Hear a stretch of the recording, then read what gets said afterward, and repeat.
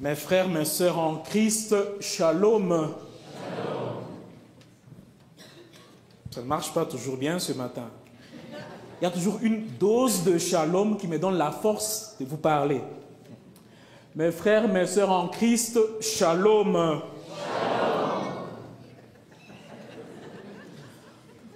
Enfin, le jour tant attendu est arrivé. La première communion. La première communion. Nous nous réjouissons aujourd'hui pour ces enfants qui ont suivi la catéchèse jusqu'à ce jour. Nous sommes là, l'église remplie des familles, des amis qui sont venus pour ce grand jour. Et c'est beau de voir ces enfants très bien habillés. Ils ont bien lu ce matin. Est-ce qu'on peut vraiment les applaudir ce matin?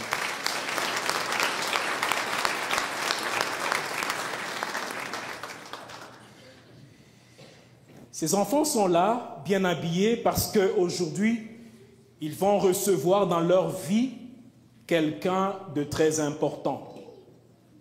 Vous savez, lorsqu'on participe à un événement important, lorsqu'on rencontre quelqu'un d'important, entre autres, on s'habille aussi bien.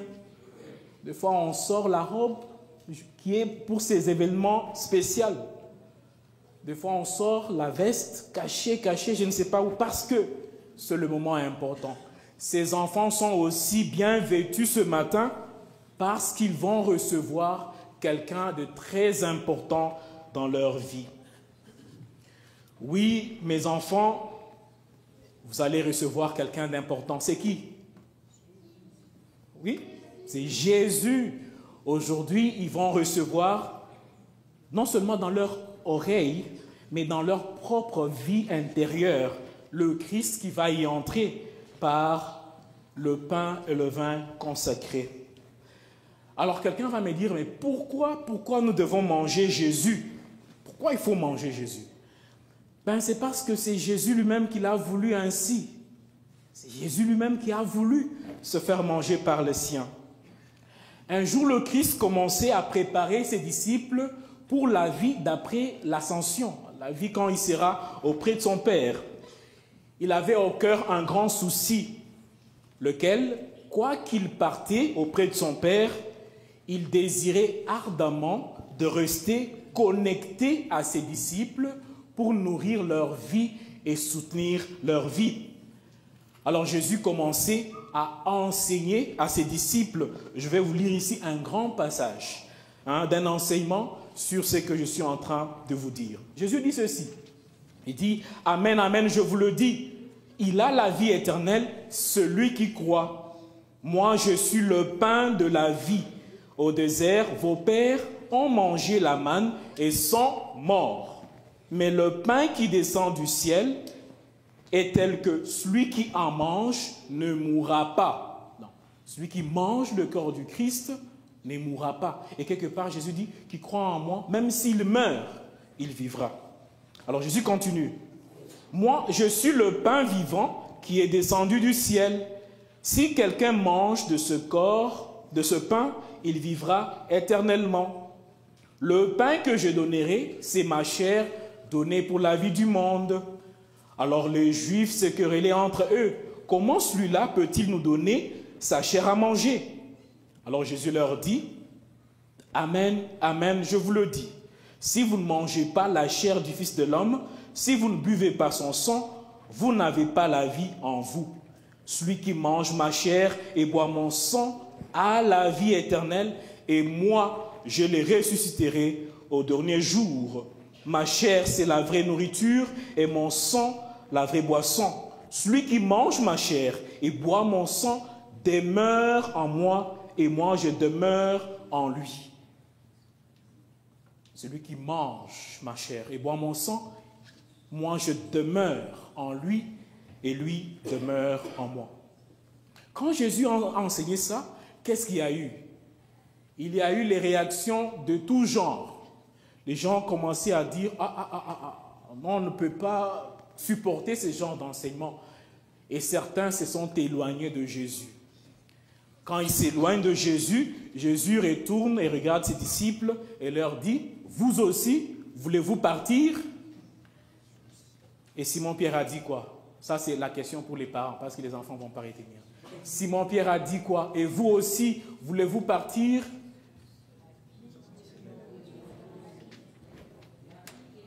Je n'ai pas entendu.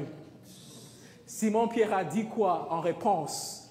« À qui irions-nous, Seigneur? C'est toi qui as les paroles de la vie. » En tout cas, les parents, vous allez rentrer à la catéchèse. À qui irions-nous? Pierre dit quoi? Seigneur, oui, nous croyons que ce que tu as dit là, c'est vrai. Nous croyons que tu es le pain qui descend du ciel. Nous croyons que celui qui te mange a la vie. Nous croyons que celui qui te mange, il habite en toi et toi, tu habites en lui. Alors, le soir où Jésus allait mourir, le jeudi saint, qu'est-ce que Jésus a fait? Ça, c'est pour les enfants. Le jeudi saint, qu'est-ce que Jésus a fait? Voilà, il a mangé le dernier repas, la Sainte Seine, avec ses disciples. Et au cours de ce repas, Jésus fait quoi? Il prend un pain, un morceau de pain, et puis il montre à ses disciples, il leur dit, prenez et mangez, ceci est mon corps. Il prend le vin dans une coupe et présente, prenez et buvez, ceci est mon sang, mon sang. Alors ses disciples comprirent ce soir-là, de quelle façon ils mangeraient le corps et le sang de Jésus. Alors Jésus leur dit quoi à la fin? Il dit, faites ceci en mémoire de moi.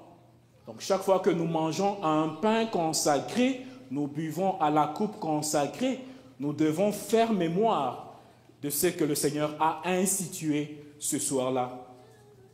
Alors mes chers enfants, aujourd'hui vous commencez à répondre à ce devoir qui nous est légué par le Christ de manger le pain et boire la coupe en mémoire de Jésus.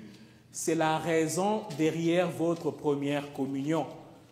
La raison première n'est pas les belles robes, la première raison n'est pas les belles fêtes, non. La raison c'est que nous mangeons le Christ pour qu'il demeure en nous et que nous demeurions en lui.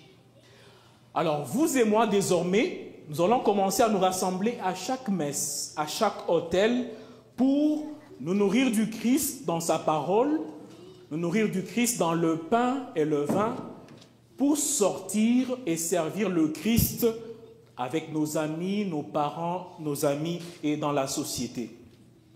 Alors dans quelques minutes, je vais vous donner le morceau du pain consacré. Et je vais vous regarder dans les yeux, s'il vous plaît, dans les yeux. Et je vais vous dire le corps du Christ. Le corps du Christ. Et vous allez répondre comment? Amen, à haute voix. Hein? Amen. Ce qui veut dire que vous dites aussi comme Simon-Pierre que oui, nous croyons que ce que Jésus a dit, c'est vrai. Ça va? Mes chers parents, mes chers grands-parents et chers paroissiens, la première communion de nos enfants coïncide mieux avec la fête de la présentation de Jésus au temple. Joseph et Marie, comme bons parents, ils viennent au temple pour présenter l'enfant Jésus. Pourtant, une telle pratique n'existait déjà presque pas au temps de Jésus. Il n'était plus nécessaire de porter l'enfant au temple pour le consacrer au Seigneur. Une simple offrande effectuée à Nazareth aurait suffi. Mais nous voyons Joseph et Marie qui font des kilomètres pour aller jusqu'à Jérusalem et présenter Jésus au temple. Ce qui se passe ici n'est pas anodin. Ce qui se passe là, ce n'est pas juste pour accomplir une loi. Il y a quelque chose de très profond qui se fait ici. Dans ce geste, qu'est-ce qui se passe? Joseph et Marie, comme bons parents, ils initient leur enfant Jésus dans la vie du temple. Ils introduisent, en anglais, they introduce their kid to the life with God. Ils montrent le pas, le chemin vers Dieu à Jésus. Alors vous allez me dire, mais est-ce que Jésus avait besoin de ça? Il était homme, il était aussi Dieu, mais est-ce que Jésus avait besoin de ça? Ah oui, Jésus était homme, il était aussi Dieu. Ces deux natures n'étaient pas en compétition. La divinité ne dominait pas l'humanité de Jésus. Il fallait aussi que dans sa propre humanité, que le Christ puisse avoir accès à la divinité. Ils font ainsi un geste qui est très profond. Ils montrent le Christ que tu dois être ici. Et d'ailleurs, au retour, il va rester là et leur dire, ne savez-vous pas que je dois être dans la maison de mon Père? C'est ici que je devrais être. Joseph et Marie font quelque chose de très important. Nous aussi, comme parents, comme parrains, comme catéchètes, comme paroissiens, sentons dans ce geste de Joseph et Marie à la fois une invitation, mais beaucoup plus une interpellation. Quelle interpellation? De faciliter à nos enfants l'accès à Dieu. Bonjour les parents. Bonjour les grands-parents. La fête, on va fêter après. Soyons d'abord ici. Ce que j'ai dit ici, c'est très important. Sans ça, il n'y a pas de fête. Ok? Facilitons à nos enfants l'accès à Dieu. L'accès à Dieu. Aujourd'hui, mes amis, l'éducation spirituelle des enfants se classe au bas de l'échelle des priorités de famille. D'une manière générale, ce sont les gouvernements, ce sont les pouvoirs publics, les systèmes scolaires, les médias qui contrôlent la croissance des jeunes. Il n'y a pas beaucoup de place de Dieu dans les programmes et les politiques scolaires. Parents, grands-parents, s'il vous plaît, reprenez l'éducation intégrale de vos enfants dans vos mains et surtout l'éducation spirituelle. Et je vous demande au nom de Jésus, s'il vous plaît, s'il vous plaît. Ne laissez pas, mes chers amis, le caractère unique de cette belle journée se perdre dans la vie de ces enfants. Regardez comment ils sont excités. D'autres n'ont même pas dormi parce qu'ils vont ce matin recevoir quelqu'un d'important dans leur vie. Construisez une vie spirituelle dans vos familles avec les enfants. Bâtissez un temps de spiritualité avec vos enfants. Ces enfants n'ont pas de licence, ils ne peuvent pas conduire. Ils ne peuvent pas venir ici seuls dimanche à la messe. C'est vous, parents, qui devez les amener ici, comme Joseph et Marie ont apporté Jésus au temple. Que leur première communion ne soit pas leur dernière communion, s'il vous plaît. S'il vous plaît. C'est la première communion et pas la dernière, s'il te plaît. Et puis, le jour du baptême, le prêtre vous a posé ces questions. Là, vous dites, vous êtes sérieux? Allez-vous vraiment éduquer ces enfants dans la foi? Vous avez dit oui. Oui. Les parents, on leur a posé. Allez-vous aussi aider les parents ici dans l'éducation des enfants? Vous avez dit oui, s'il vous plaît. Souvenez-vous de ce oui-là. Si vous avez été un peu négligent, c'est le temps de recommencer à nouveau. Aider ces enfants à demeurer en Jésus, à être connectés à lui. Et vous verrez que beaucoup de choses vont changer. Le monde a besoin de paix, a besoin d'amour, a besoin de pardon, a besoin de ceci. Tout cela est impossible loin du Christ. Est impossible loin du Christ.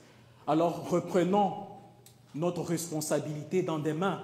Aidons ces enfants à demeurer attachés au Christ et à trouver la joie dans la vie avec le Christ. Alors tournons-nous dans cette messe vers l'Eucharistie. Prions pour ces enfants qui vont recevoir le sacrement. Prions pour leurs parents, pour les parrains, pour le monde, pour que chaque personne rencontre aussi le Christ et noue une relation profonde avec lui. Amen.